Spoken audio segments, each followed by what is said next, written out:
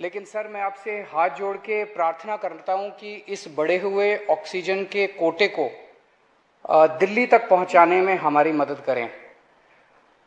एक एस्टीमेट के हिसाब से दिल्ली को 700 टन ऑक्सीजन की जरूरत है। आपने हमारा कोटा 480 टन कर दिया, बहुत बहुत शुक्रिया।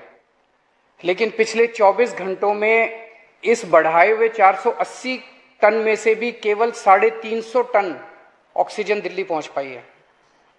प्रधानमंत्री जी, जब से ऑक्सीजन का संकट शुरू हुआ है मेरे फोन बजते रहते हैं।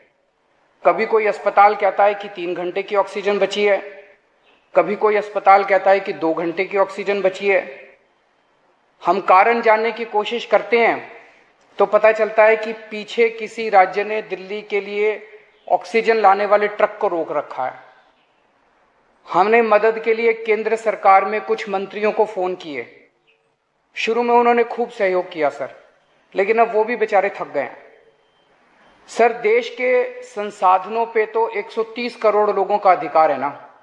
अगर दिल्ली में ऑक्सीजन की फैक्ट्री नहीं है तो क्या दिल्ली के 2 करोड़ लोगों को ऑक्सीजन नहीं मिलेगी? जिस राज्य में ऑक्सीजन की फैक्ट्री है, क्या वो दिल्ली की ऑक्सीजन रोक सकते हैं? ऐसे में हम क्या करें? सर, मैं आपका बेहद शुक्रिया अदा करना चाहता हूं कि आज आपने ये मीटिंग बुलाई है, बहुत सही समय पे ये मीटिंग बुलाई है।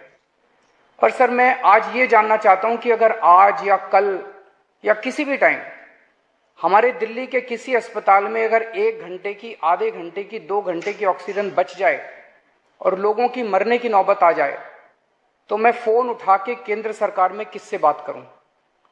सर, मैं ये जानना चाहता हूं कि अगर कोई राज्य दिल्ली के कोटे की ऑक्सीजन का ट्रक रोक ले तो मैं फोन उठा के किससे बात करूं?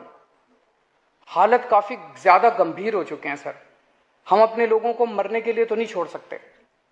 हमें लोगों को यह विश्वास दिलाना पड़ेगा कि एक एक जिंदगी हमारे सबके लिए कीमती है। हम आपसे फिर से दिल्ली के लोगों की तरफ से हाथ जोड़ के अपील कर रहे हैं कि सर, तुरंत कोई कठोर और सार्थक कदम नहीं उठाया गया तो शायद दिल्ली के अंदर कोई बहुत बड़ी त्रासदी हो सकती है। मैं आपसे मार्गदर्शन चाहता हूं सर। सर, कुछ ही राज्य हैं जहां से मैक्सिमम दिल्ली की ऑक्सीजन आती है और जहां सबसे ज्यादा दिक्कत आ रही है और जहां सबसे ज्यादा हमारे ऑक्सीजन के ट्रक रोके जा रहे हैं।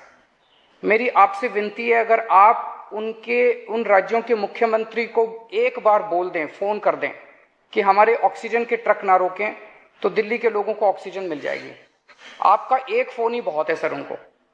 दिल्ली के 2 करोड़ लोगों की तरफ से मैं आज आपसे हाथ जोड़ के विनती कर रहा हूं कि सर, आप हमारी मदद कर सकते हैं। आप कृपया हमारी मदद कीजिए और अस्पताल में लोगों को, ताकि ऑक्सीजन मिल जाए। ऑक्सीजन की कमी के कारण अस्पताल में जो हालत बने हुए हैं वो अब देखे नहीं जाते। लोग बहुत ज्यादा तकलीफ में हैं सर। पूरी रात हम सो नहीं पाते, नींद नहीं आती। इनका मुख्यमंत्री होते हुए भी मैं कुछ नहीं कर पा रहा। डर लगता है कि ऑक्सीजन की कमी से कहीं कोई बड़ा हादसा ना हो जाए। ईश्वर ना करे, अगर ऑक्सीजन ना मिलने से कुछ अनहोनी हो गई तो हम सब कभी अपने आप को माफ नहीं कर पाएंगे। प्रधानमंत्री जी, कोरोना से देश को बचाने के लिए एक नेशनल प्लान बनना चाहिए। इस नेशनल प्लान के अंतर्गत देश के सभी ऑक्सीजन प्लांट्स को तुरंत आर्मी के जरिए केंद्र सरकार टेक ओवर करे। ऑक्सीजन प्लांट से निकलने वाले हर ट्रक के साथ एक आर्मी का एस्कॉर्ट व्हीकल रहेगा तो कोई उस ट्रक को फिर आगे रोक नहीं पाएगा। सर, दिल्ली का जो ऑक्सीजन का कोटा आपने बढ़ाया, हम उसके बड़े शुक्रगुजार हैं, लेकिन उसमें लगभग 100 टन ऑक्सीजन उड़ीसा और वेस्ट बंगाल से आनी है। हम परसों से, जब से कोटा बढ़ा है, हम कोशिश कर रहे हैं उस ऑक्सीजन को दिल्ली लाने की। मेरा आपसे निवेदन है कि यहां से ऑक्सीजन अगर हो सके तो हमें हवाई जहाज से उपलब्ध करवाई जाए, और नहीं तो जैसा अभी बताया गया, आपका आइडिया है ऑक्सीजन एक्सप्रेस शुरू करने का, वो ऑक्सीजन एक्सप्रेस शुरू करके वेस्ट बंगाल और उड़ीसा से हमें ऑक्सीजन दिलवाई जाए। आइडिया नहीं, ऑलरेडी चल रहा है। सर, दिल्ली तक नहीं पहुंच पा रही, हमारी दिल्ली तक नहीं आ रहा। उसमें अगर हमें दिल्ली के लिए भी कॉरिडोर मिल जाए तो आपकी बड़ी मेहरबानी होगी सर। आपने 2-3 जगह तो कर दिया सर, आपके इंटरवेंशन से मुझे पता चला। एक दिल्ली के लिए और करा दीजिए सर, यहाँ की हमारी 100 टन ऑक्सीजन उधर से आनी है।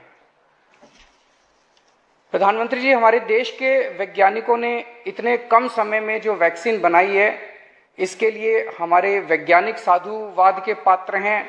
आपने इसमें जो प्रयास किए, आपका बहुत बहुत शुक्रिया। अब हम सब लोगों को मिलकर कम से कम समय में अपने नागरिकों को ये वैक्सीन लगवानी चाहिए। इसमें केंद्र और राज्य सभी सरकारों को हमको मिलकर काम करना है। अभी सर केंद्र सरकार ने आदेश जारी किए हैं कि 1 मई से राज्य सरकारें सीधे कोरोना वैक्सीन खरीद सकती हैं। इसके बाद एक वैक्सीन की कंपनी ने अपने रेट जारी किए हैं कि वो केंद्र सरकार को 150 रुपए में और राज्य सरकारों को 400 रुपए में देंगे। सर, एक ही देश में एक ही सामान के 2 रेट कैसे हो सकते हैं? 1 नेशन 1 रेट होना चाहिए।